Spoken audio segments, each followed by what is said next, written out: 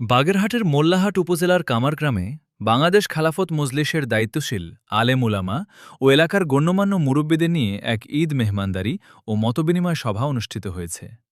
শুক্রবার রাতে কামার গ্রামে মাওলানা নাইমুল ইসলাম সাহেবের নিজ বাড়িতে এ অনুষ্ঠানের আয়োজন করা হয়। অনুষ্ঠানে ঈদ পরবর্তী সৌহার্দ্যপূর্ণ পরিবেশে ধর্মীয়, সামাজিক ও এলাকার বিভিন্ন বিষয় নিয়ে আলোচনা করা হয়।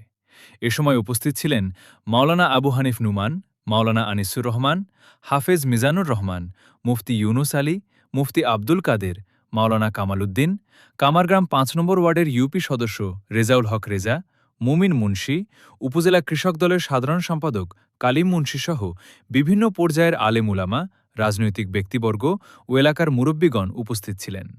অনুষ্ঠান শেষে দেশ ও জাতির কল্যাণ কামনা করে বিশেষ দোয়া ও মোনাজাত অনুষ্ঠিত হয়। প্রতিবেদক রায়হান শেখ, মোল্লাহাট, বাগেরহাট। তারিখ ২৯